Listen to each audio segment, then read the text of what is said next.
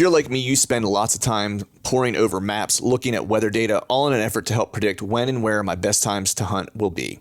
It'd be nice if there was a reliable source with all this information in one place. Enter the Spartan Forge app. Unlike some other predictive apps on the market, Spartan Forge was created from military combat intelligence experience tailored for hunters, and stands at the nexus of machine learning and white-tailed deer hunting. No more man-made algorithms. This is a predictive model based on real GPS-collared deer data, historical and predictive weather, and the next level of mapping imagery, all at my fingertips. I've been using the iOS app this season, and it has replaced all my other mapping tools. Visit SpartanForge.ai and sign up today, or head to your iOS or Android app store. Use the promo code TRUTH to save some money and download it today. Mobile hunters, if you're interested in upping your mobile game, then head to tetherednation.com and check out their saddle gear. There are a few things you can actually buy that will help you become a better deer hunter or give you the freedom to hunt any tree or any situation. This is the reason why I started saddle hunting in the first place and why I use Tethered's gear. I can honestly say that Tethered's saddle gear has changed how I hunt for the better. Big tree, little tree, from the ground, it doesn't matter. I'm untethered by my gear to hunt the best setup for the situation, instead of hunting for a tree that my gear can use. My current core setup consists of the Phantom saddle, tethered one sticks, and the Predator platform, along with an assortment of their accessories. So if you want to up your mobile game, head over to tetherednation.com.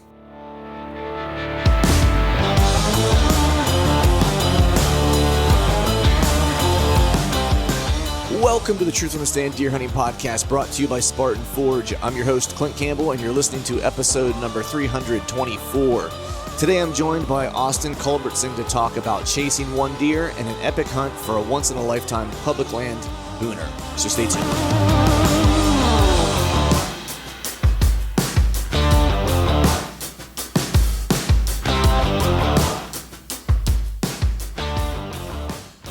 All right, folks, welcome back to another episode of the Truth from the Stand Deer Hunting Podcast. And today I have on a fella who I was turned on to because ran across him on social media, to be honest. And I don't know if he was a buddy of Jace's, but he responded to a comment that I think Jace made on one of the posts. And I was like, I'm always, who is this fella? I'm always looking for new and interesting people to talk to. So I was like, oh, who is this fella? He's friends with Jace. He must be an all right guy. So I started checking him out, and I have on none other than Mr. Austin Culbertson. I think I got your last name right, too. Yes, sir. You did. How you doing, brother? How are things? Very good. I'm very excited to be on the show. I've listened to you a couple different times, especially with Jace. You're spot on. Jace and I have been very, very good friends. Really, we grew a lot together in the hunting woods. He's my number one hunting partner. So yeah, I think if I'm not mistaken, too, when I asked him his 3 tags he would need to fill if he had to count on 3 people to kill deer and his life depended on. I think your name came up, if I'm not mistaken. Well, I take that wholeheartely. That's awesome. Right. I would hope he would. I would always bet on him, and I'd bet on him and Hunter. Hunter Hogan's one of my good buddies too. I think he mentioned Hunter's name as well. Yeah. Well, I got them. So Jason and I lived together through college, and out of college, I met Hunter. Just hunting public, and introduced those two, and now they live together. So, oh, are you Jason serious? And Hunter now live together. Yeah, nice. That's Small awesome. World. That's awesome, man. But I know you were fishing last week, dude. How was the past week fishing, dude? Yeah. So I guess explain what I do a little bit. This is my first rookie year on the MLF Major League Fishing Pro Tour, or not Pro Tour, Pro Circuit, now known as the Invitationals. So I just came back. Came back Saturday afternoon after a 20-hour drive from Okeechobee, Florida. So I was just down there fishing the first event of the year and my rookie season. Day 1 went really good and day 2 went really bad. I guess I'll leave it there. It's a brand new lake for me. It's a destination I've always wanted to go to. It was just fishing really tough in practice, and I kind of got down a rabbit hole the wrong way, I think. So yeah. But yeah, I used to live in Florida, and there was I did, Central Florida too. I lived in and around the Orlando area, and there was I'm not a fisherman at all. I'm like the world's worst fisherman. I'm just not good at it. Any type of fishing, it doesn't matter. I mean, look, I wouldn't turn down a chance to go ride a boat, cast a line, and drink a couple beers. Like I'm down for that. Sure. But if anyone's counting on me to bring anything aboard, going to be a hungry crew. Not gonna jump in on a tournament anytime soon. No, not at all. But it's kind of sad because I lived in Orlando, and I forget what year it was, cause it gets hot down there so early, and my birthday's in the spring. And so, the one year my buddies were like, "Hey, what do you want to do for your birthday?" And I was like, let's just go camping somewhere. I was like, let's just go camp. It's not too hot yet. It's perfect kind of weather. Let's go just drink some beers, have a campfire and hang out. There's a campsite around like this one lake. So we just picked that lake. And apparently it's like one of the most famous like lakes in all of Florida for bass fishing. Oh yeah. Yeah. And there was just like, we didn't realize this at the time. So we're like sleeping, we get tuned up a little bit the night before, and I'm thinking like, oh, I'm just sleeping tomorrow morning. Dude, it was like 4:30 in the morning, like dudes are cranking boat motors up, like getting ready to go out and stuff. You went to the wrong lake. Yeah.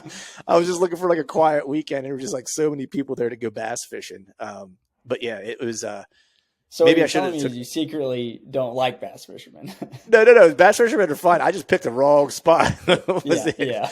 I would have been better off probably getting like an Airbnb or something, but I wanted to kind of just go be out in nature. Well, because when I lived in Orlando, I was a musician, so I didn't get to do a whole lot of hunting. I'd have to take like a trip or something like that.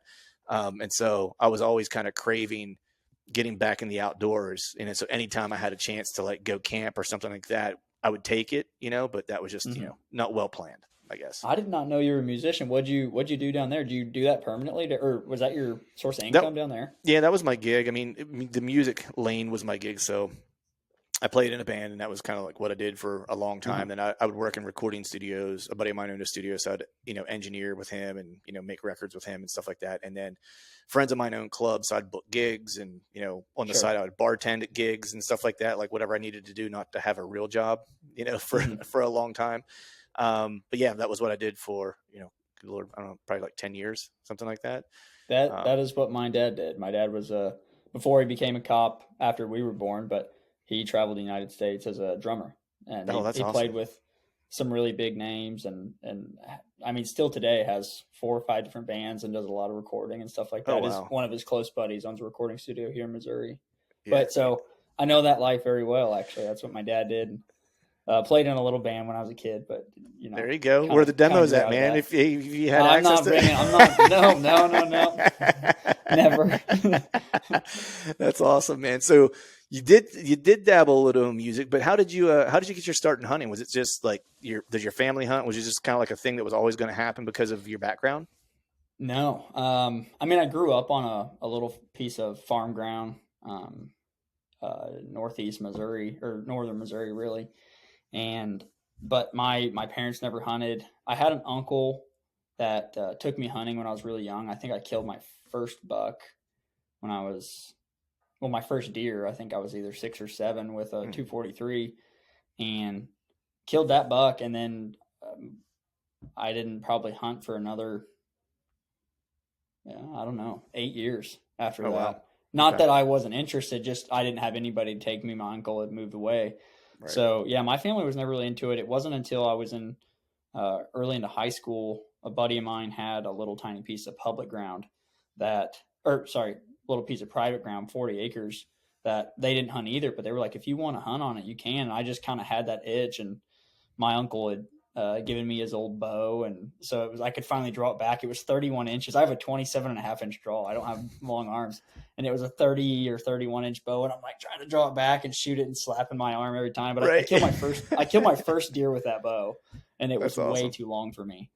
But anyway, that's kind of how I got my start and cut my teeth hunting a little piece of private ground, I think 40 acres. And it was like cedars surrounded by like hickory and oak and maples. And I look back on that and I go, man, if I could hunt that today, I would have killed booners off that thing. I mean, I blew so many opportunities, but I had no idea what I was doing. I just loved to be out there.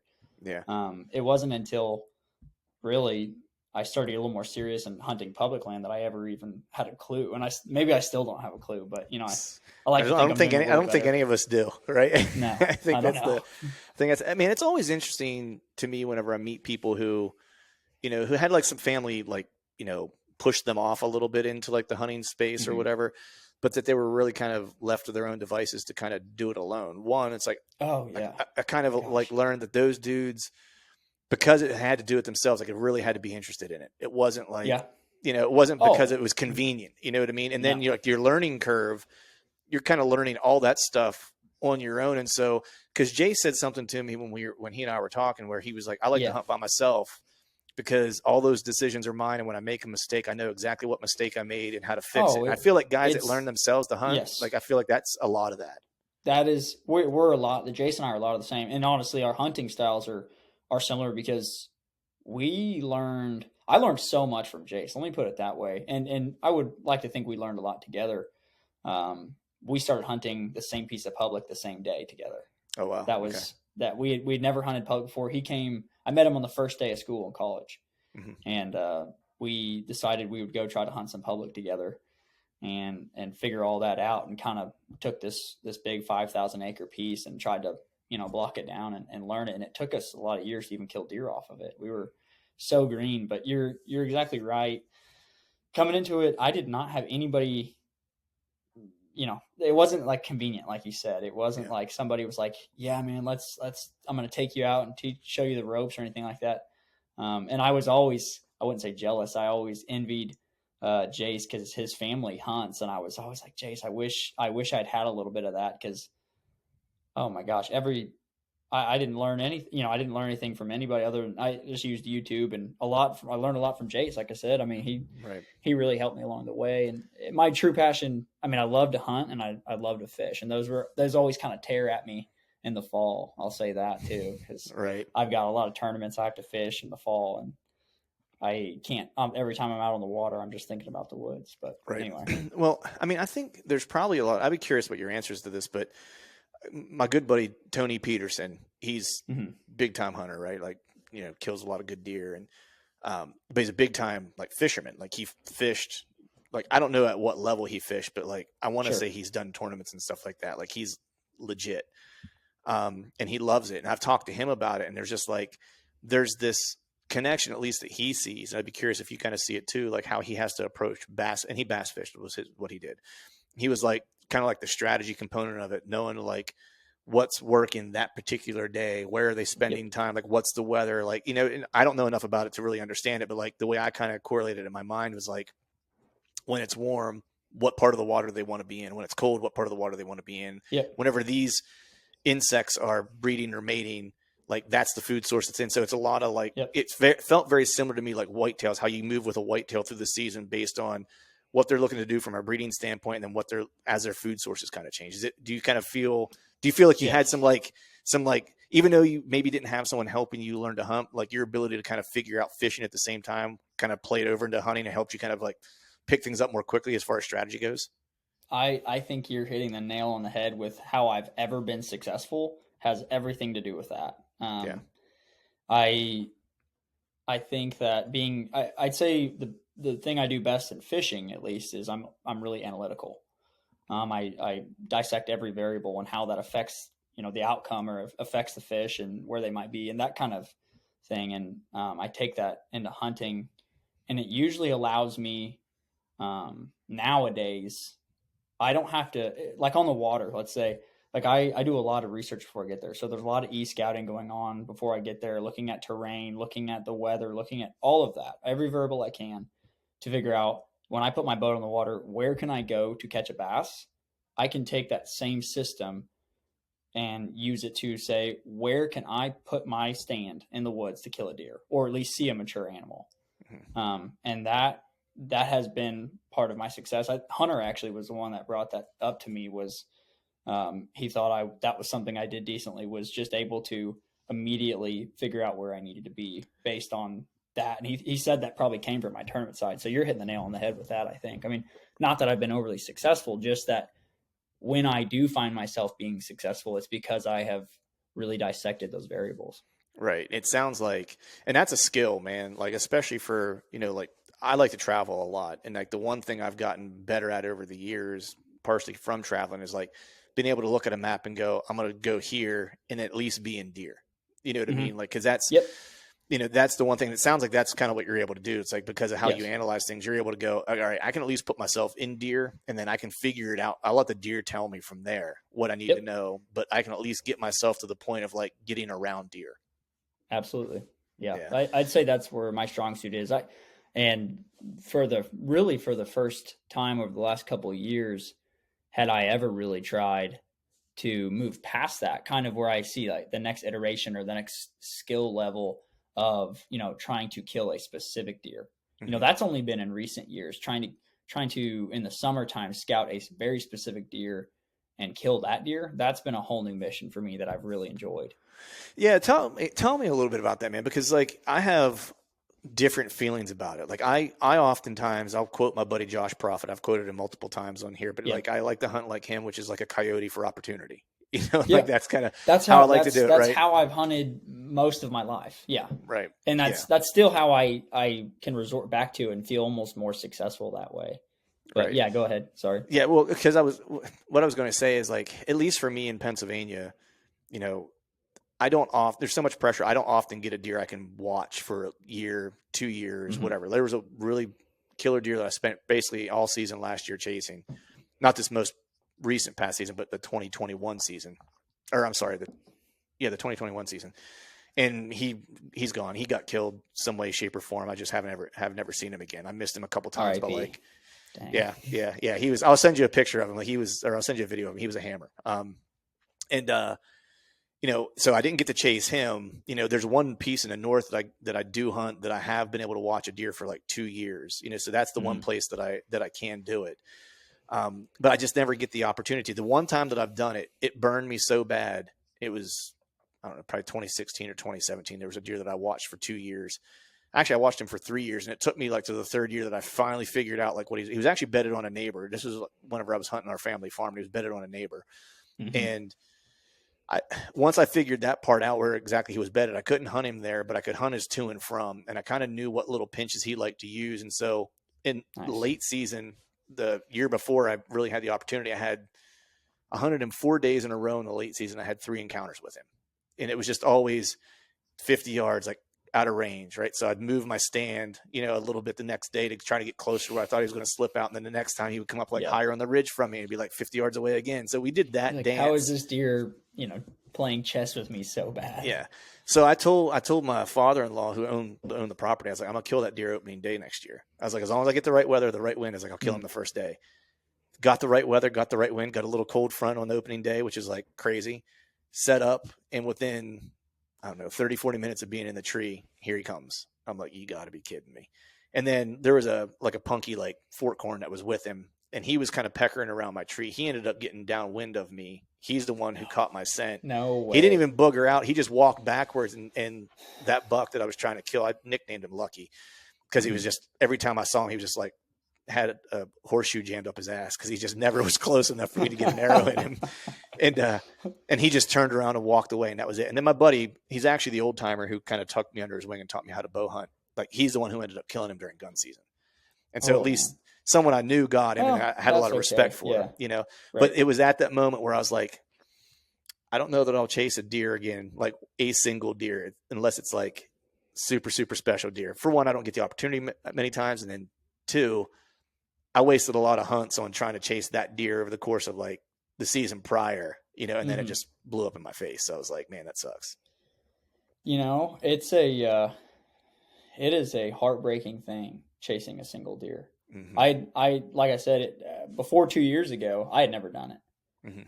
Mm-hmm. It has added a whole new aspect of hunting for me. And I don't know. I think I'm going to have to continue it now.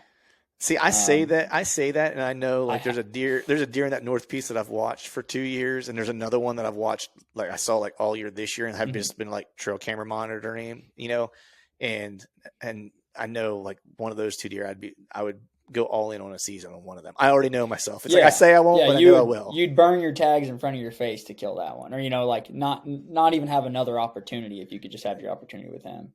Yeah, that's how I feel anyway. Yeah. But no, I started kind of the coyote method, I would say. Once we got onto public, I think it took me 3 years to kill. I'd passed a few younger bucks, but at that time I was going ahead and telling myself that I wasn't going to shoot something that was under 4 years old, pretty much to start with.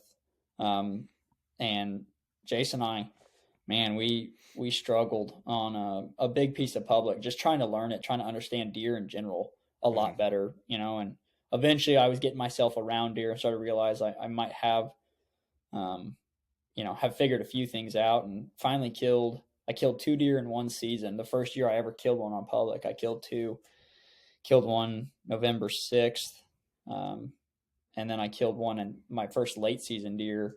I think it was really late December. And that deer is probably the deer that solidified. Like I killed that first one. He was a decent deer. He was like 13 pointer, but I don't even know what he scored. He wasn't very big. Right. Really small frame. But the deer I killed in late season was a bigger frame, around 140. And for me at the time, it could have been a 180. That deer like solidified everything to me. Like I'm chasing public land deer because, that feeling and that rush, or, because we have a lot of pressure on some of these grounds, and being able to in late season kill that buck, it just meant everything to me. And it kind of changed what I thought I was going to do, from there on out.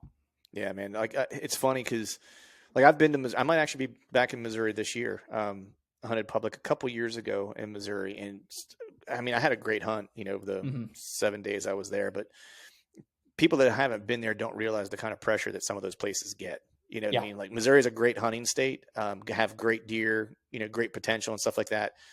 But you see people, you know what I mean? It's not, and not just people from Missouri. There's a lot of guys around me that I just know that hunt the property, but this year more than ever, I saw more out of staters than I've ever seen. Yeah. And it's easy, here. I mean, they're pretty cheap tags. I don't know. It's a couple $100 for an out of state. Yeah. I want to say when I came out a couple years, I think it was like 260 or something like that. Yeah.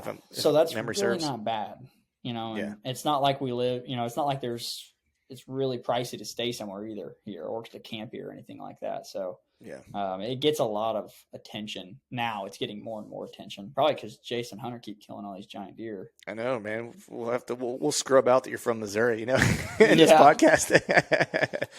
So, man, I know when you just talked about like killing that first deer on public, and I can kind of relate because I did a lot of hunting on like the family farm for a bunch of years, and then when I did finally start traveling, that was when I started really hunting out public land. I wanted to start traveling out of state because the caliber of deer that were around our family properties and stuff like that just really wasn't what I was looking to chase.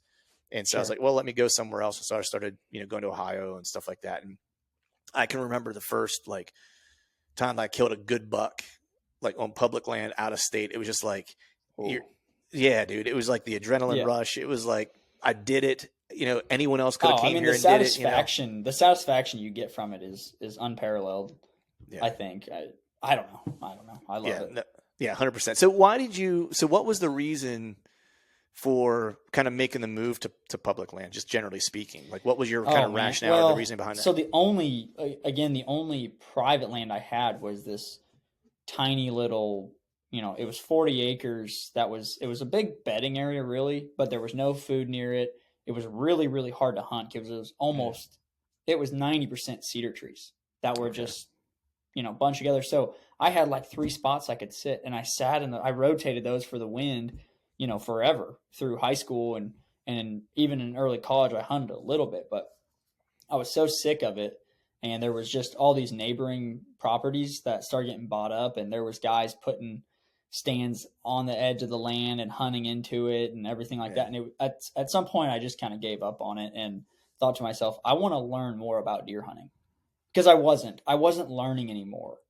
Like, yes, there was a big learning curve through high school, right? Just learning generally about deer and deer hunting, because I'd never really done it, and just kind of learning that aspect of it and how to kill one and that thing. And I'd killed a few bucks off that property and a bunch of does, but eventually it was like, I want to be able to go anywhere and kill a deer, and I can't do that right now.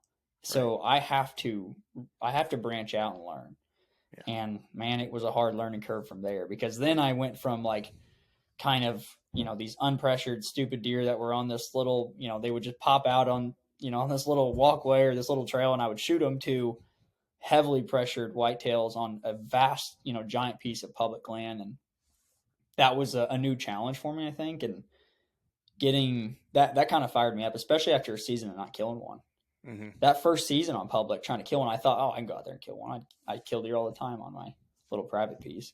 Nope. Right. Didn't kill one for 3 years. And I was like, damn, okay. Yeah. So I don't think it was either year 3 or year 4. I think I'd done 3 years of not killing. I'd killed a couple does off the public just to do something, Can I do it even? Can I even kill anything? Yeah. Exactly. Yeah. And the first one I killed, I'd never killed one off the ground. The first one I killed on public was crawling out in the middle of the field and shooting on the ground. That's like, savage right there, dude. That's I was like, well, that was cool. That was completely different than I've ever hunted before. So right. That actually got my love going for killing them on the ground. And now I've killed quite a few on the ground. Nice. So is that like your preferred? Is that your preferred way on the ground? No. I mean, I prefer to be above them, out of their sight, out of their view, because I've also been, blown out a lot on the ground too. But it's addicting, isn't it? Being at eye level with them. I mean, there's nothing like it. It is. It's way more intense, and you can't make a move. You're on their playing field when you're down there. You might, like before a deer gets, say you are hunting on the ground, before a deer gets into that area, you're like, oh, I'm tucked in. They can't see me. Yeah. I'm doing and then one doe comes in, you're like, I can't move a muscle. You're not even like moving your lips. You're like, no, I can't even, I can't blink. I breathe, you go, you're like, stop looking at me. Stop looking at me. Yeah. So, but I have really enjoyed that. Like a couple years ago, I got to kill a deer. It had just rained, and it was late November, just rained, and I was able to just get down on the ground in this kind of open woods and kind of still hunt my way through the woods and kill one. I was like, I don't know if there's anything better. That was just fun. I felt like a Navajo, it felt like original hunters, That's right, man. Yeah. The bug has bitten me in Kansas, and that's like, I'm bound and determined, to kill one on the ground in Kansas. I've had a couple opportunities. One this past year, it's like in hindsight, it kind of makes me a little sick because it was a big deer. Like it was the reason why you go to Kansas. You know what I mean? Type of thing. And I saw him twice. And the last time he was in bow range. It was just could not make it happen. It was just one of those things. And I've had a couple of those instances there the past 2 years where it's like I've had 3 deer on the ground, 140 or better. 140 being like the smallest one I had in range. And 2 of them I got drawn back on and just could not get an arrow off on that was it. That was all in Kansas. Yeah. In the past 2 years. Yeah. Damn. So it's kind of stuck in my craw where I'm like, I'll keep going back to basically the same area because it's basically all like CRP. There's really no trees to get into for the most part. And so it's all, you gotta be on the ground. But that's actually one of the things I loved about hunting Missouri is like I hunted a bunch of different spots, and when we're done recording, I'll tell you where I was at. So because then you'll get a sense. But because I was able to hunt like almost 3 distinct types of habitat while I was there. And that was the coolest thing, was that there was so much diversity, across the state. Cause I was in a couple different areas of the state within that week. And I was able to hunt river bottom. I was able to hunt hill country. And I was able to hunt what was more like, it was really thick, but there was still like adjacent CRP that was kind of all around it. So I could still like hunt CRP and like that style of hunting, which was almost like there was one we stalked, I don't know, there was like a 150-inch deer that almost ran me over. I was taking a leak. I told this story before, and it like whipped by me chasing a doe. Like I was standing on the outside of a cedar thicket. It whipped by me. I could have reached out and grabbed his antlers and like rodeoed him. And then we basically kind of still hunted back onto him within 40 yards, and the doe saw us and took off. And so it's just a really cool place to hunt because there's all the diversity. So I'm just curious, like the places that you're hunting, like what type of terrain do you like prefer usually like to hunt?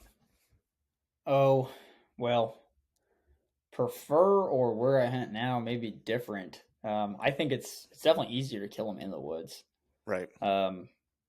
Lately I've been hunting. I'll tell you more about the deer I hunted this whole year. There was no trees. And that was the most difficult. I mean, trying to stalk a whitetail on the ground is just so hard. But the place I really cut my teeth on the public ground would have been hill country. Okay. And I learned a lot about how deer move on that stuff, which I think is super important. Listen to guys talk about the leeward and wayward side and how they use that wind and everything like that. And really learning all that was super important to me. So I'm glad I had a place like that had some ag fields, but a lot of it was super hilly. And so, just getting to scout out there and see where the deer, how they were using those ridges and how they were using those draws was amazing. And then now, like you said, you can kind of hunt anything you want here. If you enjoy trying to hunt the wide open you can, or you can get into the thickest stuff or the tallest trees you want. But I mean, like I said, I think I've killed more deer out of trees and in woods, but the deer I've been chasing lately have been out in stuff that makes them really, really hard to kill, and you can't kill them from a tree.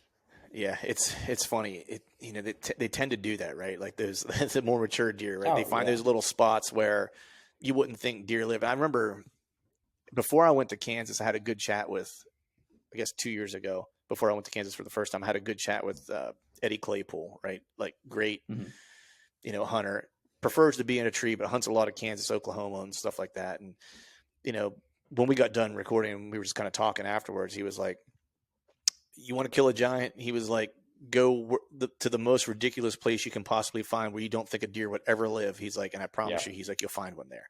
He's You'll like, "That's find just kind of how a mature buck that's never left." Yeah. He was like, "You want to see a bunch of 130s, 140s run does ragged?" He was like, "Go ahead and sit yourself in like in a draw somewhere." He's like, "And you'll have a lot of fun for a couple of days." He's like, "But if you want to kill a big one," he was like, "go out in the middle of like, a bunch of blue stem grass. It's like head high or whatever with one lone tree." He was like, "And that'll be the spot."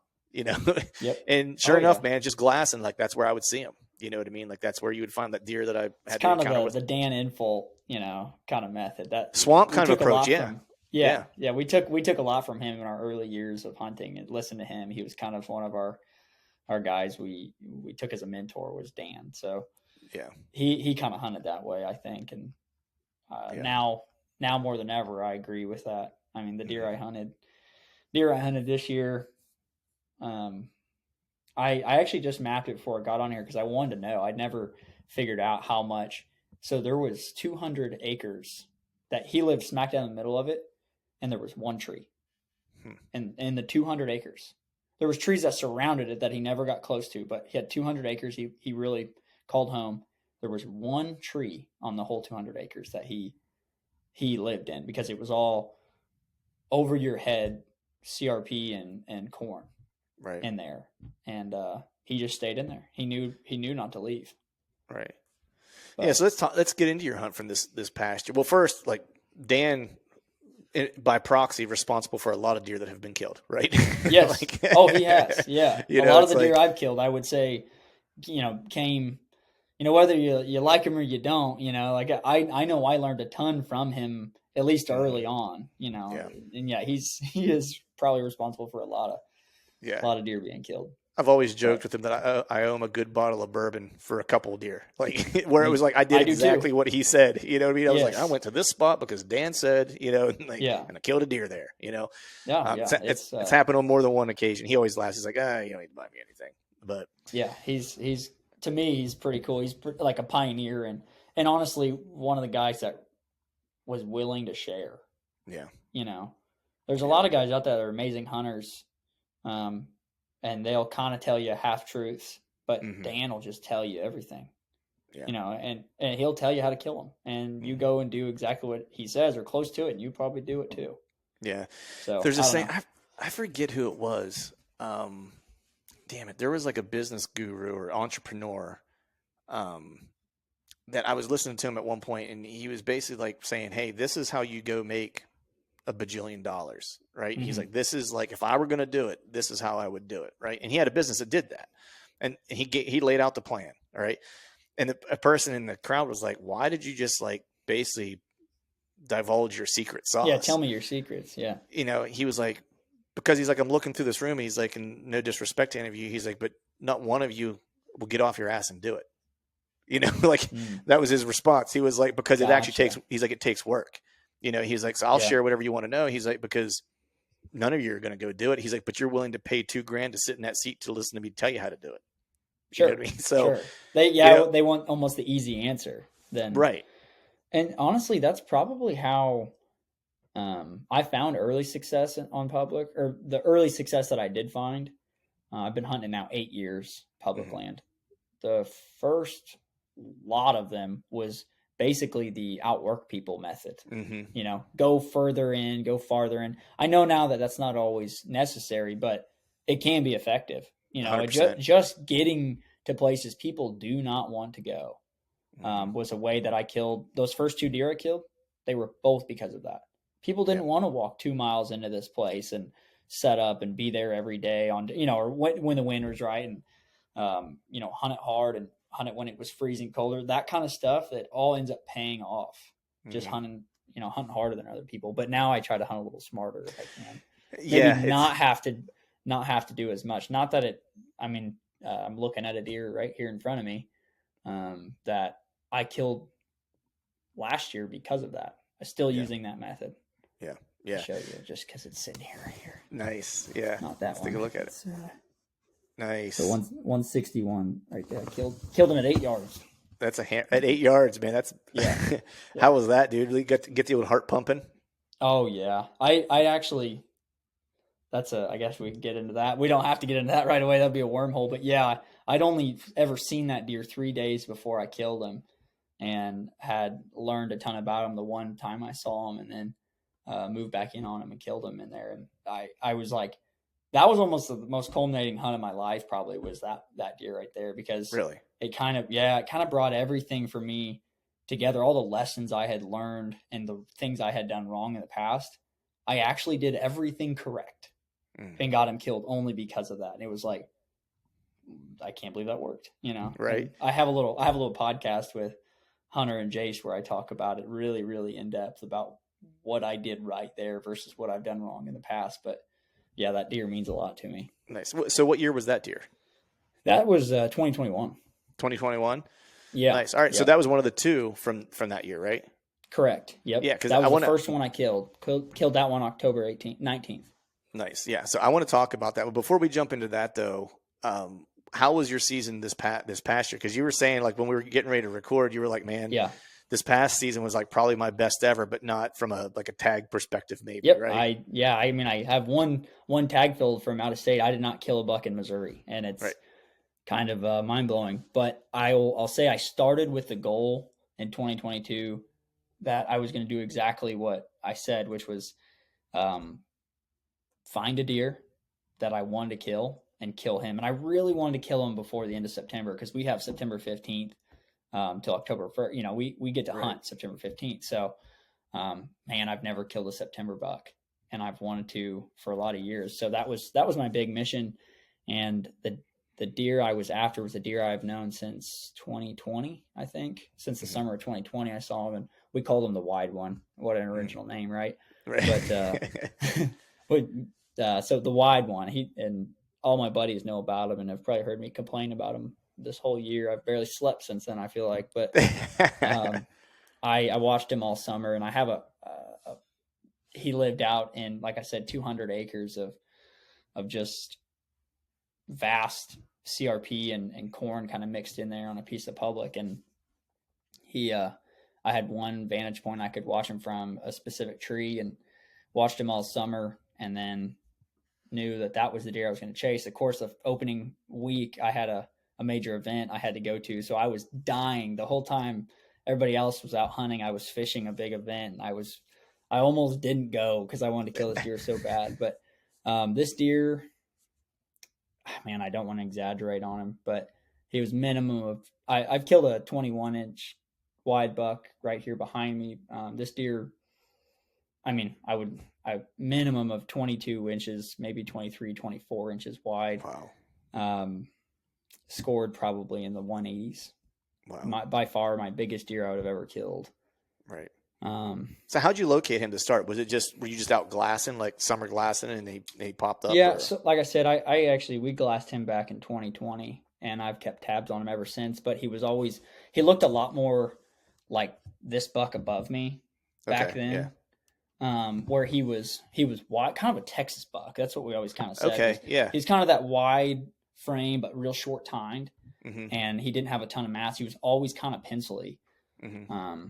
And then, so I'd been watching, and I'd actually killed that deer last year, or the year prior. And I was looking for a different buck that I wanted to chase. And when we saw him in the summertime, it was like, whoa, that deer suddenly, he always was a homebody to this one CRP patch. But all of a sudden he put on mass and tine length for the first time. He was a standard 6x6, and he also had double split brows. So Nice. He had 14 scoreable points, and he had put on a ton of mass and a ton of length. I mean, he was pretty much the ultimate, whitetail, how you would kind of draw one up. Right. Big deal. You know what? I'll have to send you a video of him. I got a ton from last summer. But so how'd you end up trying to hunt him? Like, what was the I mean, I assume like you made some attempts this past year. Like, what were your setups for him? Yeah. Well, I knew going in, I watched him all summer to kind of watch his patterns, and I knew going in the likelihood of me killing him from a tree was pretty much zero, and the likelihood of killing him at all was I'd given myself about a 20% chance. Right. It was that bad. I mean, that sounds sad. I usually would not give myself that low of a chance. I have usually more confidence in myself, but. Right, it's like when your boss walks in, he's like, "I got some bad news, I got some worse news. Which would you like first?" Yeah, exactly. So I was starting with a 20% chance here, at least in my mind. And I mean, Jason Hunter both kind of said the same thing. They're like, that's a giant, but that deer is going to be hard to kill. Right. Just based on what that deer did every day. So my thought process was I was going to use my one tree, right? Not to kill him, but the only way you couldn't see him from anywhere other than getting right above him in that tree. I mean, you couldn't see him from the ground because it was over his head. Right. Almost everywhere that deer walked, he stayed in cover above his head. He was like a master of disguise, just staying hidden. So I would get in this tree and pretty much knew this was how I was going to have to do this since the summertime. I'd get in a tree and I would spot him. And from there, try to cut him off and try to make a stalk on him. And I had, I think, a total of 4 attempted stalks on him in the early season. So the first couple, I mean, the second stalk, the first one, I tried to get ahead of him, tried to get on him, just never saw him, never could get eyes on him once I got out of the tree. Second stalk, got into my tree. Mind you, I'm like 40 foot or so high in this tree. I got my sticks up and then climbed up additional branches and then put my stand there. And I just left it there. So I always had my scouting stand from there. But I'd get up in there, spot him, slide back down. Because he wouldn't get within probably 500 yards of this tree. Never would. So there was never I never had the feeling that if I just sat there, he was going to come by.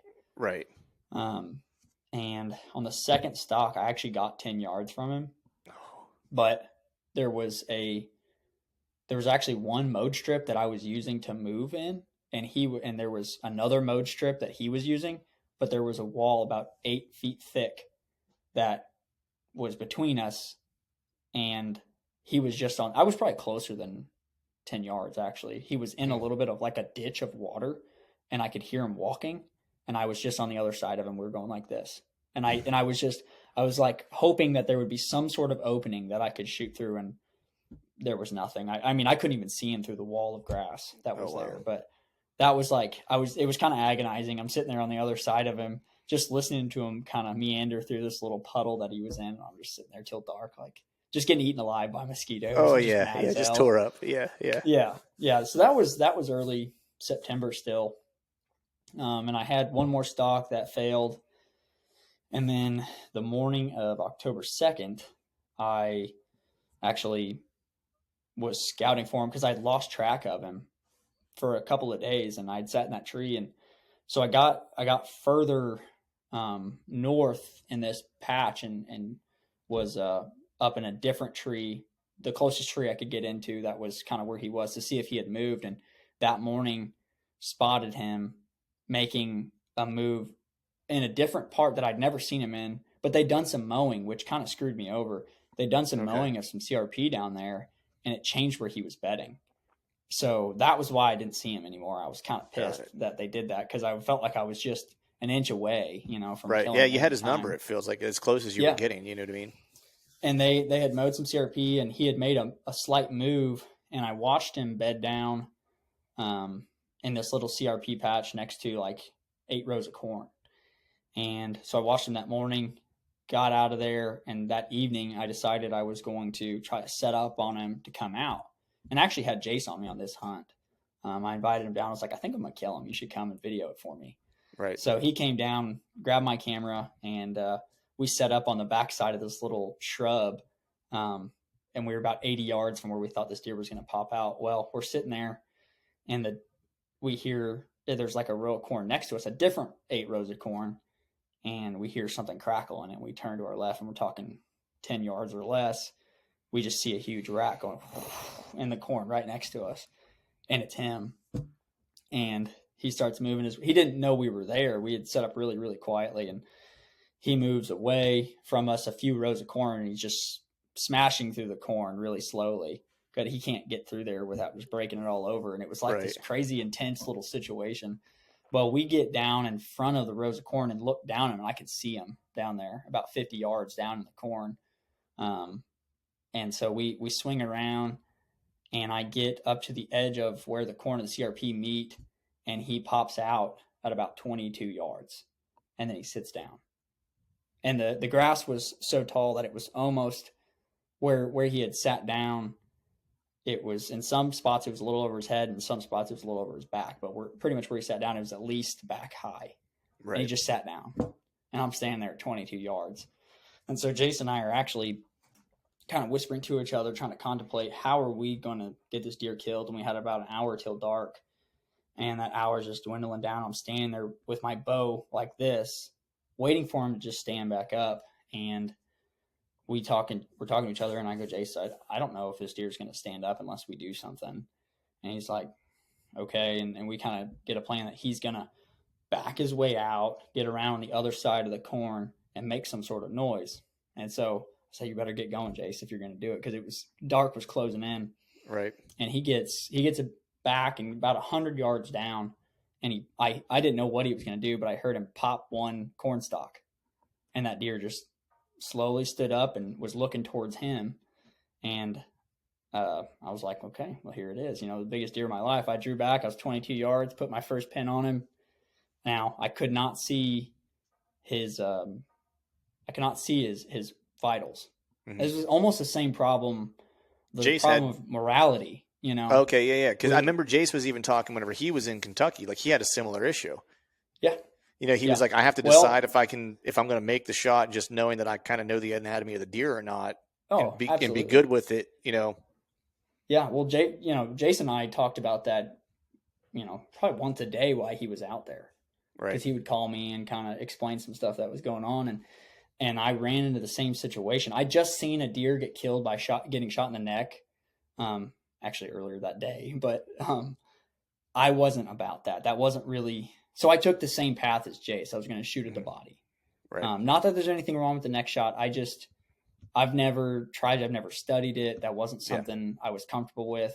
It was a close enough shot to do it, but I don't know. Anyway, I could see just the top of his back, so I drew back, went down his neck, down his back, tucked it in where I thought was behind his shoulder, and I let one rip. And I hit him, and he actually turned and ran straight at me because he thought whatever hit him was coming from the direction of that noise. Oh. He comes running straight down the last row of corn, which is where I was standing, and he couldn't really see me because all that grass. And I start hooting and hollering. I've only got 20 yards or so. Right. I'm like, hey. And I have to jump down, and the deer jumps over me, and blood gets all over me.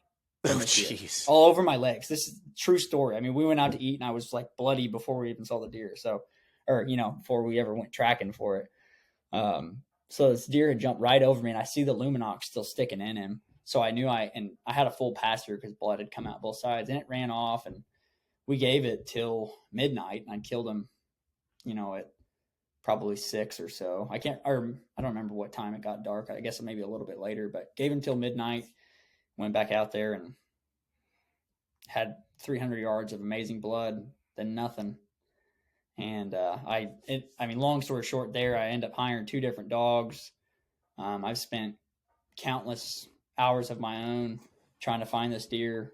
And then I've looked for him all late season. The property closed down where you can't go out to where he had maybe died. And so it just opened up, and Jace and I and Hunter all went out and scouted for a couple of days trying to just find his dead body. But anyway, haven't seen him since. Man.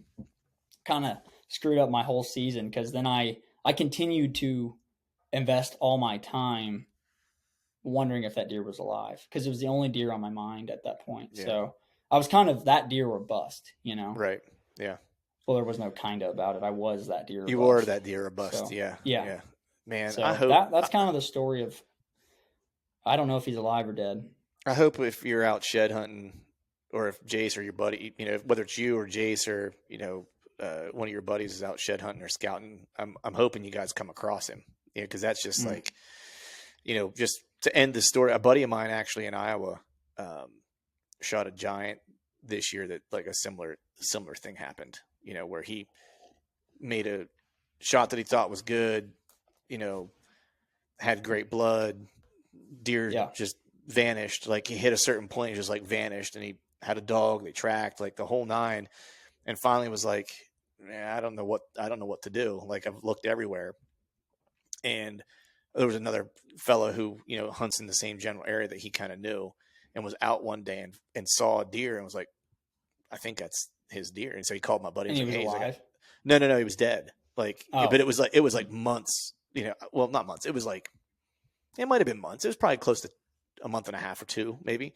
And was like, hey, I think I found your deer, you know, and he went and looked, and sure enough, it was probably about the same size. It was like 180 inches roughly, you know. It was a Boone and Crocket deer. I mean, that feels like a nightmare since then, as far as he was ate up for sure. You know what I mean? It's just like, I mean, you never want to do that to any deer, but especially, you know, something that majestic, right? It just sits a little different. Oh man. Yeah. I mean, that deer was kind of a monarch of that property, and, you know, had to be a 7-year-old deer, we imagined. Right. Just an absolute giant, probably the biggest deer. I wouldn't say probably, we knew pretty well that it was the biggest deer on that property. And, man, yeah, it's been interesting. I mean, I guess I'm going into next season thinking that hopefully, fingers crossed that he's alive. Yeah. Oh, I hope he's alive. We had a similar experience and I think where I ended up shooting this deer was high and forward, and they bleed a lot right away, and then they stop, and that's kind of the case with this deer. And I don't know. I'm hoping that's right. I mean, I'd be surprised, because you would think a deer that size, if he did die, you'd figure someone at some point would have found him and you would have heard about it, right? Especially local. Like someone finds a dead head like that, or, you know, it's like it's not going to stay quiet. No, and we know pretty well anybody that hunts this piece, but I mean, I was there pretty well every day after I shot him for, every day that I could be. And I used the buzzards as best I could to try to locate him. And I ended up finding, I think, 3 other deer. So really, I found 3 other dead deer. Yeah, that other people had shot. That's got to be almost the worst feeling, because as you're walking up, you're thinking it's you know what I mean? Like if you see the asshole and you're like, oh, is that so him? Bad. That was the worst. Yeah, and one of them was a good buck. Was it? One of them's a 158-inch deer. Yeah. Oh wow, yeah, it's a good deer. That they didn't find. Yeah, I would have shot that deer if I wasn't chasing a different one. But I ended up finding 3 other deer that other people crazy, shot, man. And not mine. So it makes me think that he is alive, because the buzzards are heavy down in this area, and I almost would have guaranteed you if he was dead, we would have found him using the buzzards. But anyway, We'll see on that. That was my 23 season. The rest of the season, or 22 season, sorry. The rest of the season, I ended up, once I kind of gave up on that deer and that place closed down, I went and hunted some other spots, and I got on some good deer, some 140-inch deer. Could have killed, I think, 4 other bucks that were in the 140s, and I didn't do it. Right. I don't know. I don't know. Maybe I was. It's almost like it'd be almost like you're cheating on him, right? It's like, it sounds ridiculous, but yeah, kind of. Like I ended up like, the place opens up right at the end of the year again, and I hunted, so I had to save a tag kind of thing anyway, because I was like, I have to know if this deer is alive, and I went down there and hunted and never saw him again. But yeah, I got around some other good deer, and honestly, that was what was kind of. It was a little fun because I hunted a bunch of new properties. Oh, that's cool. And I kind of went back to my roots of finding, using your variables, and kind of, I hunted one off of just using his tracks, and ended up getting on the first day. I was scouting this area and started seeing this specific set of tracks that in this area that this buck was using. I was like, I bet you I could set up in here and kill this deer. And sure enough, 140-inch deer came by, and I was like, could have killed you. So right. I enjoyed that part of the game too, just kind of getting on some new properties, mid-season and late season, and kind of exploring a little bit.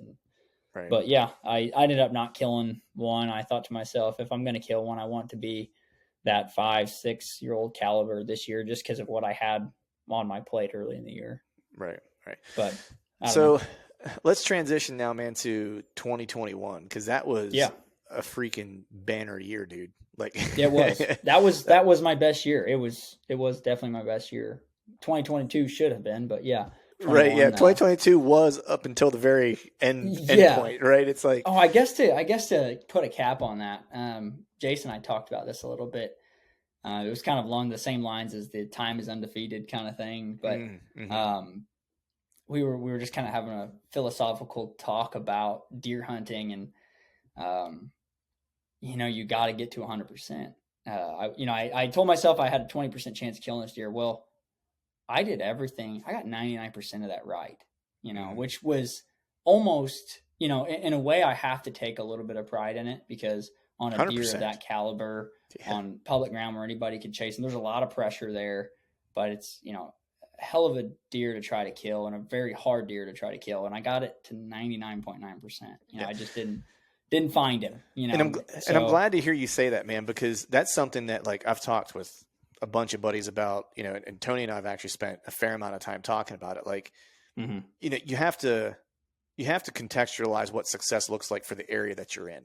Right. You know what I mean? Like, for me personally in PA, not when I travel out of state, but for Pennsylvania, like, there's a cap on like what's in my area. So there's like local to me that I hunt that's close to my house, at the public's around there.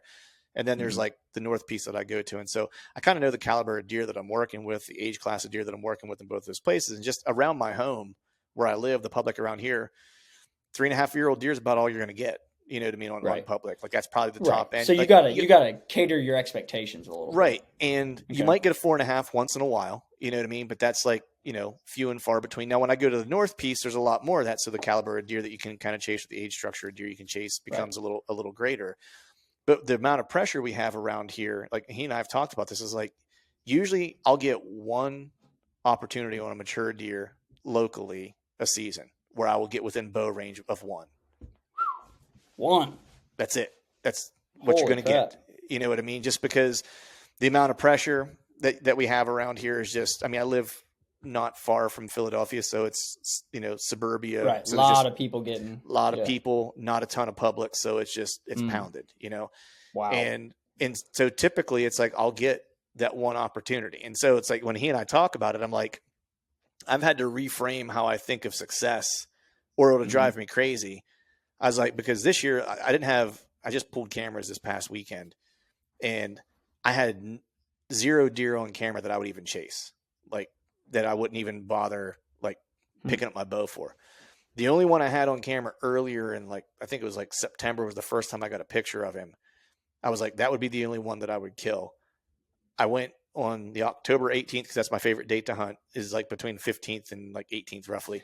Man, I feel a lot of deer in that same time frame. I love that mid to late October. Anyway, love it, dude. Yeah. And so, like, there's a primary scrape that I know about that goes off the same time every year. Like, and so I knew he was kind of in that area. And usually the first time a mature deer in that particular area will make a mistake in daylight is between the 15th and the 18th. I've seen it multiple years. Yep. And the previous year, I had an encounter with a deer I should have killed and just screwed it up like 3 ways to Sunday. It was a bad deal. I don't even want to go into that one. But so I was back at the same spot, 18th, same day. I think it was even like the same wind. And that deer, the one deer that I would have killed, showed up, bedded down at 40 yards with the wind of the scrape upwind of him. So he was able to kind of just smell the scrape from where he was laying. Continually kind of check it. Okay. Yeah, he was just laying there. He laid there. I watched him for 2 hours, bedded at 40 yards. And then he just got up and walked out of my life. That was it. You know what I mean? So it's like, I beat him. Like, I had him pegged. You know what I mean? It's like, and you know what the kicker is, man? Is like, every other camera, I hunted that spot one other time and didn't see him. And then I had a bunch of cameras just in like the general area. He was not on a single camera ever. Just that one time on September 27th. That was it. And then I saw him on the 18th, and then never again did I see him like on the hoof, and then never saw him on another camera. How many times did you hunt for that deer before you saw him? 0. That was the first sit. Oh, that was the first sit in that spot. Yep. And you knew did you know what you were going in there for? Yeah. Like he was the only deer that I knew of that was in the area. I was like, if another one shows up that's bigger, I was like, then, look, I'm not going to look a gift horse in the mouth. I was like, I'll shoot one, but I was like, he's the only one that I know of. And, there was another buck that showed up earlier in the morning that was like a borderline, and he was like in and around the same spot. And then he left. And what I figured out was that older deer came in and kicked him out, and he bedded down. He kicked that deer out of the bed, and then he bedded down and just laid there. And it was like 2 hours of watching him. It was kind of crazy. Yeah. It was like I had a hole through the brush that was like this big that I could see him through. I could just see his head and his tines when he would move, and that was it. But you kind of you got your little bit of satisfaction there, right? And that's 100% it, man. It's like I had to go, like, as much of a bummer as it was like I beat him. Like he had no clue I was there. I was within bow range. I just needed him to go check that scrape. That was it. Right. Right. And, but yeah, I know that. That's kind of how I have to look at this last season, because otherwise it just makes me angry every time. So that's kind of my silver lining. Right. Is that, I hear that. So let's go back to 2021, man. So that first buck you killed, you said it was around that same time frame, because you like that same kind of week, that mid to. I killed that deer October 19th. So that deer, I'm trying to remember. Was this the one that you had some history on, that you knew this deer? So it's kind of strangely connected. The deer that's right above me here, and then that deer that's right there, they're kind of connected in a way, because I was actually originally chasing a buck we called Chocolate, which is this buck here, that wide one, the wide short-tined one. That was my first attempt at trying to kill a deer in September, like a summer deer, a summer scouted deer up into, well, I shouldn't say my first attempt, but my first real attempt, right? My first one where I thought I was actually going to get him killed. I'd watched him all summer, knew what he was going to do.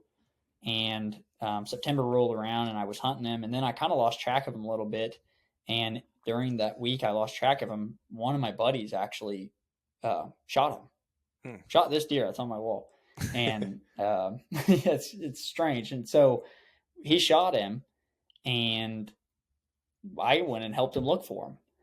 And we never recovered him. He'd shot him really low. I think just hit him kind of in the arm, but didn't even break his arm or anything like that. But I don't know. I don't know where he hit him. There was just a little bit of blood, and we looked for him all evening. Well, that place was all mucked up after that, and I wasn't, my target deer was gone. So I was kind of ready to do something different. And so I was actually sitting right here in my office, and I was working the next day, and I had seen I was looking just online at different new places I could hunt, and I'd found this little bitty piece of public that was kind of interesting looking. There was only one entrance, one exit, and there was you could get really far and deep in his property, and backed up this huge reserve that was like 5,000 acres that you couldn't hunt. So I was like, oh my gosh, there's probably a ton of deer down in that.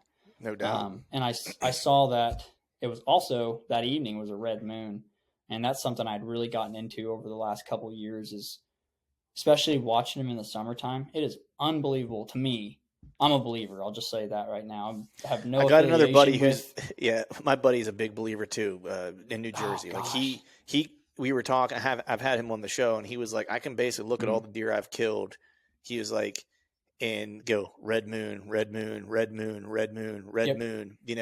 He was like, to be fair, he's like, because I like the red moon. He was like, I only hunt on the red moon, right? Right. He was like, there's a high probability that he's like, but he's like, I can't argue with the fact that I kill a lot of them on the red moon. Yeah. And I'm not saying to not hunt on other days of the month, but gosh, if you can get out and scout on red moons, that's how I feel like you were asking kind of about my summer scouting technique a little bit, or how I found them. I pretty much go to fields, and I might scout them not on a red moon, but I'll never say that that's not a good field or a good spot if I don't scout it on a red moon. Right. That's my end all be all, is I have to, if I really believe there should be a mature buck in that area, I'll watch it on a red moon. If I do not see a buck there or a mature buck there on a red moon, then I'll move on till I do. But that's that's part of my scouting technique. And I feel like it's made me narrow down plays a lot easier, because you could go to the right spot 10 times at the wrong days, 10 days that were wrong. It's like fishing. Yeah. Timing is everything. You can go fish the right spot 10 times in a row, but if you don't know when that tide's pulling in and out or what they like to do there at the right time, you're not going to catch them. So that red moon is just a variable I get to add, but I feel like it's a very important one.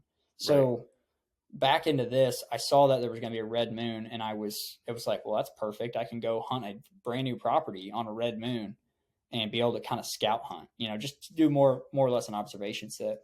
And I got as far as I could down in this property, where I saw really what I was looking at. There was no actual food on the piece of public, but there was some food on the private, and there was a big CRP patch and a big cedar patch. And I'm kind of, I've got a little bit of love for the cedar patches, just because that's kind of how I grew up, and I know how much deer love those cedar patches. Yeah. So I got as close as I could down to that area, and there was a lake. Well, that lake kind of acted as a pinch. They had to come around this lake in order to get to the food source. So I was like, well, if I sit right here, right off of this CRP and cedar patch where they're most likely bedding, and they want to get to these soybeans, they have to come around this lake.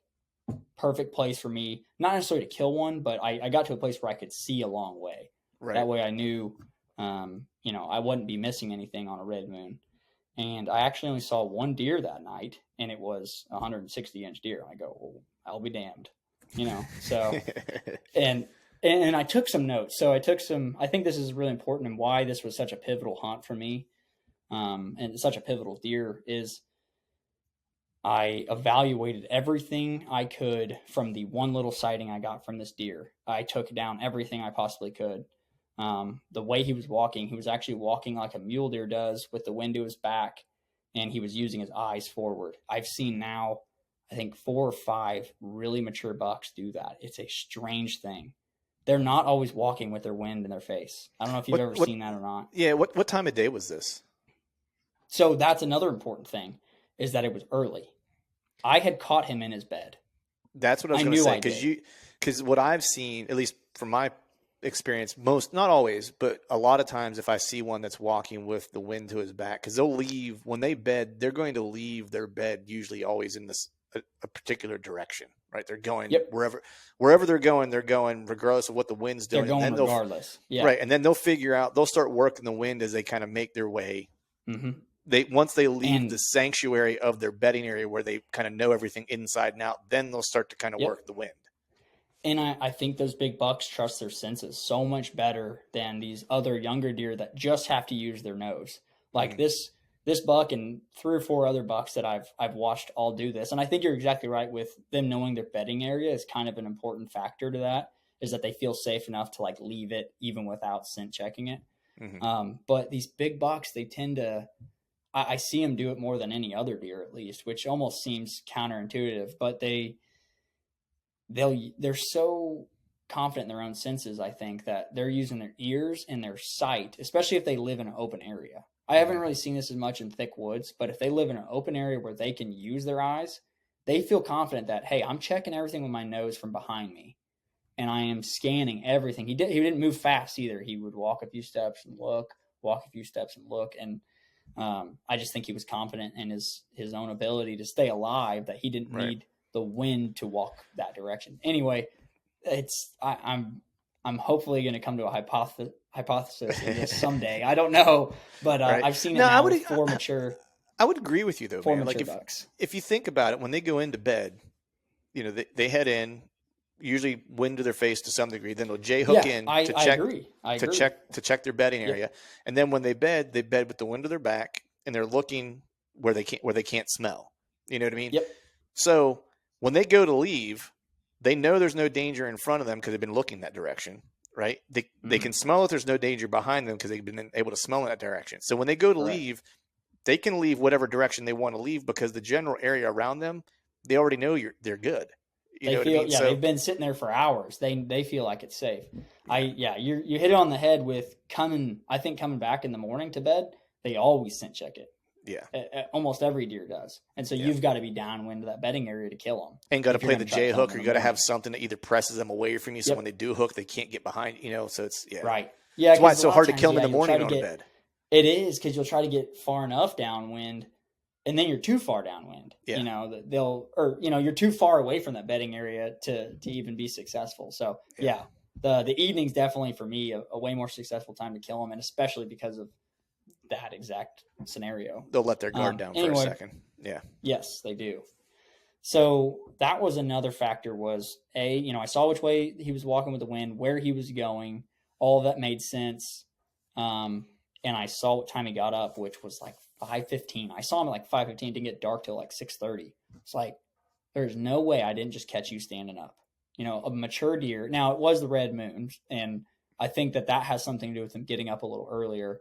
Mm-hmm. But I just thought to myself, there's no way I didn't just catch you right in your bedding area within 100 yards is where I think you're bedding on this south wind. Mm-hmm. So that's all I ever got from that deer. Now, I went back in there the very next night. What was the weather? Go ahead. Warm.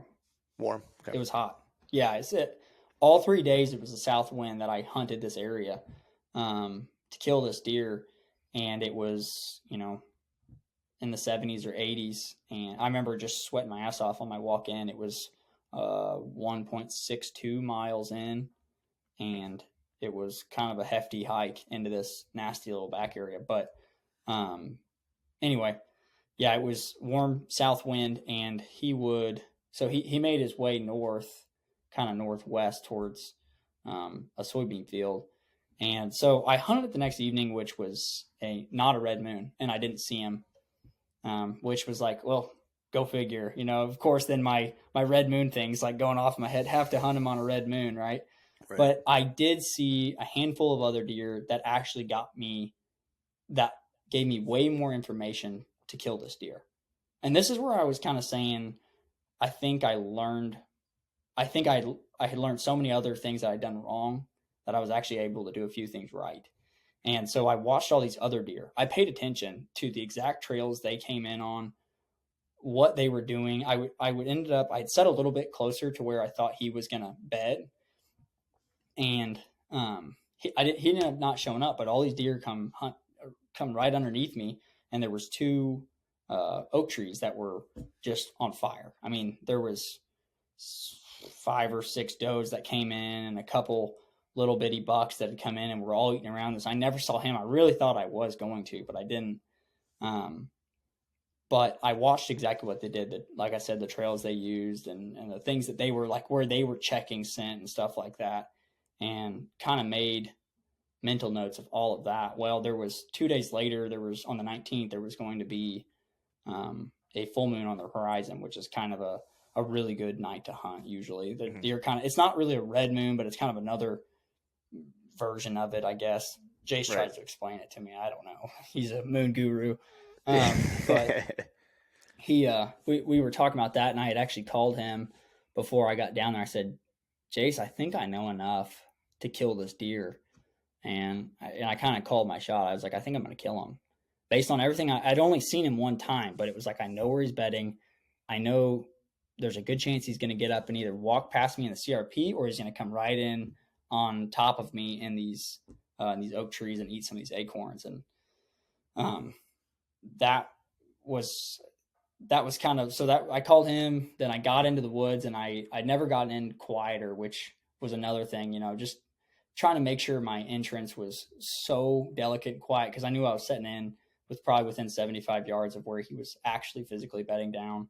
Right. And got in there, set up. I was 2 sticks high. I was only about 12 feet off the ground, or maybe 10 feet, somewhere in there. And I set up and had a buck come underneath me within, like, I think I was still pulling my bow up at the time. So I'm glad I set up that quiet, because I think he would have blown this entire operation. Right. Well, I get my bow up, and I'm watching this little buck, and the only place I could get to this area, or to this spot, was I had to cross a little creek on a log. And right where I cross this log and get to my tree, there's a little scent trail where I, inevitably had to leave some scent. And that little buck got to that scent trail while he was eating, and his head shot up, and he kind of looked around, and he moseyed out of there pretty quick. Well, for me, I knew that was the last place that my deer, if he came in, that's the last place I could shoot him, which was a really tough shot. If you go back, you can see the shot on Instagram. I didn't really have any room until he got right on top of that scent trail to shoot him. Well, couldn't have been 10 minutes later. It was probably 5:05 or something like that. I hear him coming, and it's a big deer. I can hear that it's a large animal coming my way, and I don't see him until he gets to 13 yards because it's so thick in this little spot that I'm hunting. And he comes in, and at 9 yards, he eats acorns in front of me where I can't shoot him for like 5 or 10 minutes. I mean, it was just agonizing, and I couldn't shoot him because of all this stuff right in my way. And he finally starts to make his way right towards my scent trail, and I draw my bow, and he gets his face right over my scent trail. And luckily I could just tuck an arrow in behind his shoulder about that far without clipping a tree, and shot him at 8 yards right there. And he cannonballed into the water right in front of me and ran across and fell over right in front of me, like 35 yards. So that was buck number one. And that truly, I had learned so much from all my other hunts. And to me, that kind of felt like I finally put it all together one time, It's a good Don't feeling. know if I'll ever do it again, but right. Yeah. I mean, it's a good feeling whenever, you're able to kind of watch and learn. I always kind of refer back to my trip to Iowa as that, because I saw so many mature deer on that trip that I just watched, and you start to watch them do mature buck things, and you're like, oh, okay, so that's how they do that. It's like, and I always say, I was like, that trip for me was like a master class, because I was there for 2 weeks by myself, kind of like what Jace was talking about, where I didn't have anyone to bounce stuff off of. It was just me and my thoughts. And every day I would come home and analyze what happened, what didn't happen, Sure. And then the moral of that story was, I think it was like the 15th or 16th. It was the last day of the hunt at 4:30 in the afternoon. So it was the last day, like last half hour of light, I finally shot a deer, shot a buck. And that was after I missed a really good one twice, which was like a nice kick in the balls. So it was like, it was a nice redemption story to finally get the monkey off my back. But so the second one, whenever I actually was reading the post today, I was looking at that deer, and I was like, you mentioned it was in gun season that you killed it, but you killed it with a bow, and killing deer with a bow during gun season is like, I don't know, in my opinion, man, like that's probably like one of the hardest things to do, especially me being there. I had seen Missouri's gun pressure before, you know what I mean? Like I've witnessed it, and so it's significant. So killing a deer with a bow during gun season is not a small feat. It's just what I love to do. I've killed a ton of deer with a gun in the past, but once I got onto the public ground and, really, I love the challenge of it. I think there's many people like me in that regard that just love to bow hunt. And I think it's way more personal. I think the moments are way more intense, and I don't know, you shoot that gun and there's a big sound off, and it's just different, Yeah. I love bow hunting. So that deer I definitely, and that was the one I wanted to kill all year. I wasn't going to go kill him with a gun. I had a lot of respect for him and wanted to try to chase him with a bow. So how'd you learn? Alive until. How'd you learn about that deer? How'd you learn about that deer? The November one. Like, what was the story with him? Like, how'd you locate him? I guess that's back to the beginning. He was the deer I originally tried to kill. Oh, okay. That was the one. Okay, that's the funniest part. It's the weirdest. The whole reason I killed this 160 was because this 140, wide buck, he got shot. And so I was done hunting this deer, the deer I had planned to hunt all year for this other.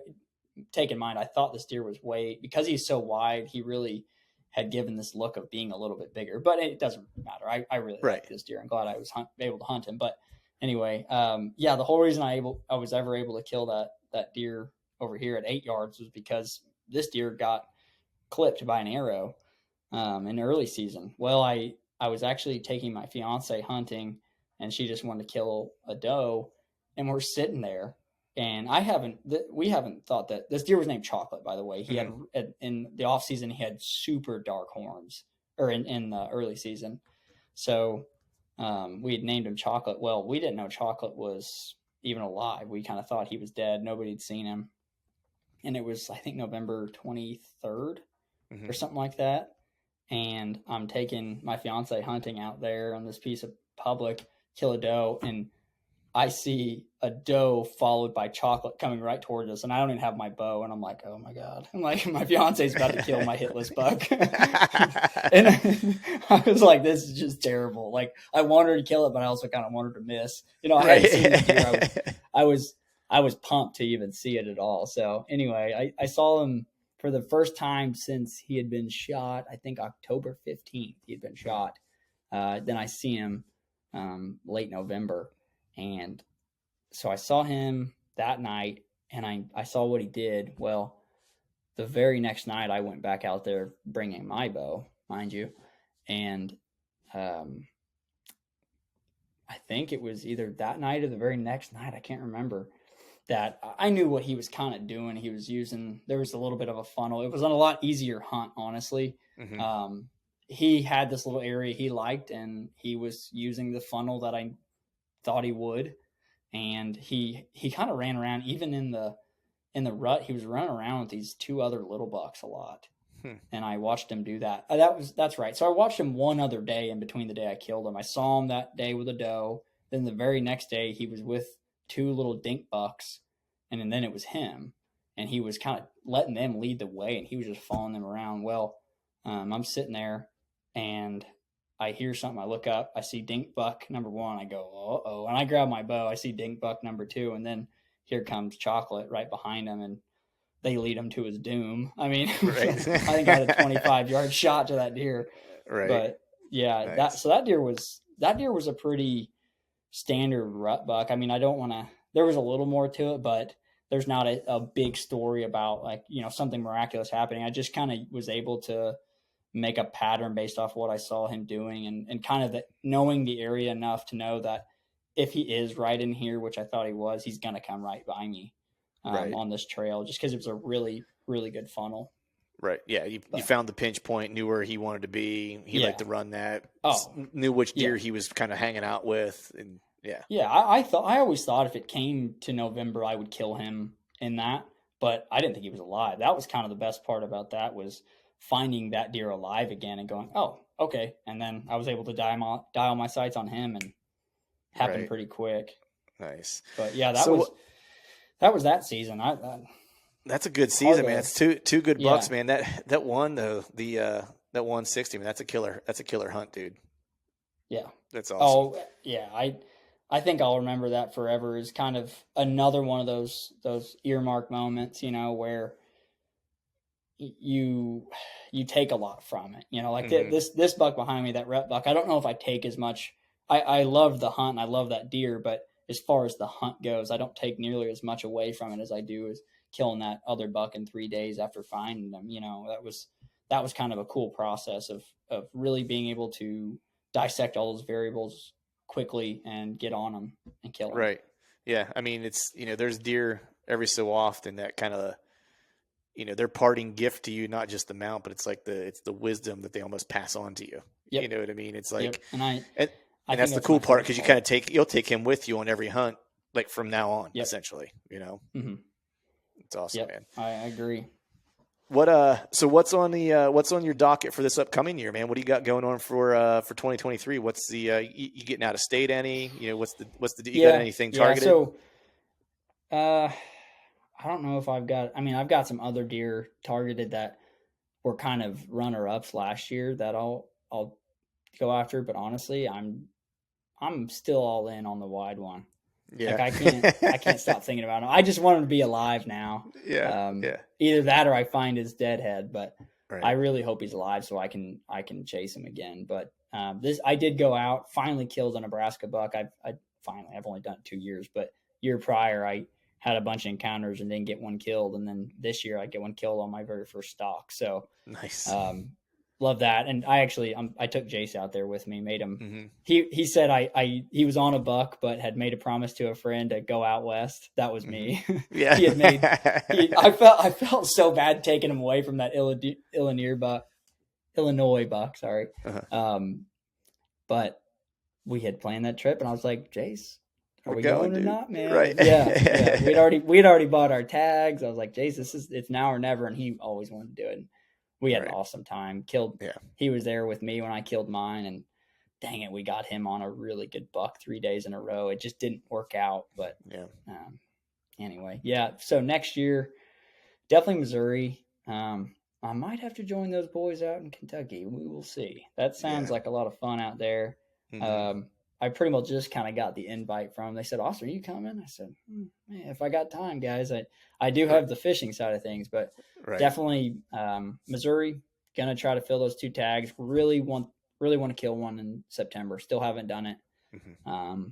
So I will be scouting heavily this summertime, looking for either the wide one or looking for, another buck of maybe his stature if I can. I don't know if I'll ever really find another 180-inch public land Missouri deer. Yeah. Not sure. Hopefully I do, but those things don't grow on trees, right? They don't. So that's definitely on the agenda. I'll be buying my Nebraska tag at the beginning of the year as well, and just anytime I get a chance, try to jump out over a weekend. I kind of, I say maybe a long weekend.